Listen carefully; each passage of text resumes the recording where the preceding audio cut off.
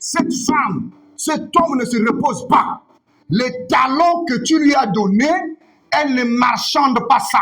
Le talent que tu lui as donné, il ne fait pas de ce talent un objet de commerce. Mais depuis le matin, et depuis ce matin, qu'elle est venue, elle a été debout jusqu'à présent et ne s'est reposée qu'un moment dans la maison. Vous comprenez? Boaz dit à Ruth, verset 8, écoute, ma fille, ne va pas glaner dans un autre champ.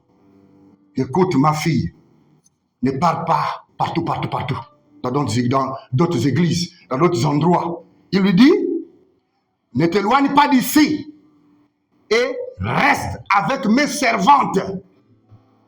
Vous comprenez? Regarde où l'on moissonne dans le champ et va après elle. J'ai défendu à mes serviteurs de te toucher. Boaz dit à Ruth, reste ici dans le champ. Travaille comme tu travailles là. Tu travailles très bien. Mais j'ai dit à ceux qui sont des moissonneurs dans l'église, les moissonneurs dans le champ, pendant qu'ils enlèvent le maïs, pendant qu'ils enlèvent tout sur leur chemin, qu'ils laissent les graines de maïs en route pour toi. Vous comprenez? Pour que tu ne travailles pas avec douleur et souffrance, mais à chaque fois que tu ramasses, on te laisse les grains de maïs, on te laisse les grains de riz, et tu mangeras et tu vivras avec ça. Donc, tu viens à l'église, tu travailles avec souffrance, mais Dieu a dit à ses anges, ses serviteurs, les Éphésiens 4, les prophètes, les pasteurs, les docteurs, il leur a dit, libérez la bénédiction. Ne faites pas qu'elle travaille avec souffrance. Ne faites pas qu'elle travaille avec des difficultés.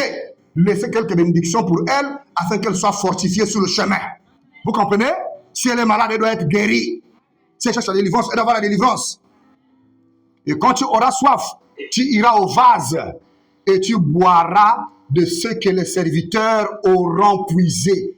Donc la même onction des hommes de Dieu, la même onction du pasteur, la même onction du docteur, la même onction du prophète doit être sur ta tête.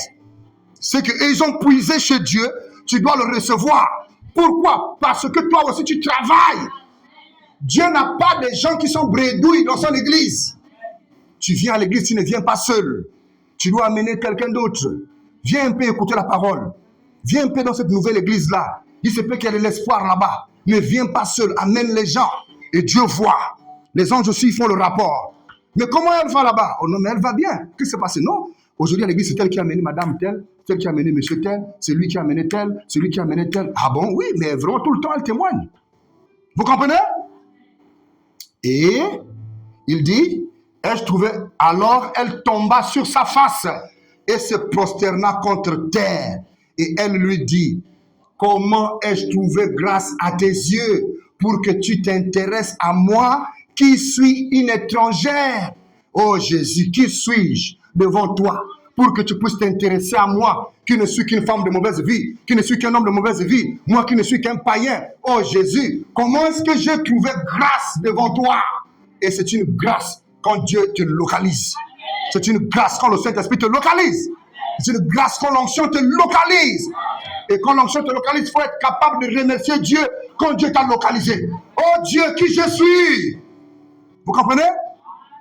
Quand j'ai raté l'accident que je vous ai expliqué dimanche dernier ici, à Lasga, où j'ai manqué de tuer quelqu'un, vous savez que quand je tentais de pleurer, c'est que je tentais de dire, il dit, oh Jésus, pourquoi tu m'aimes comme ça?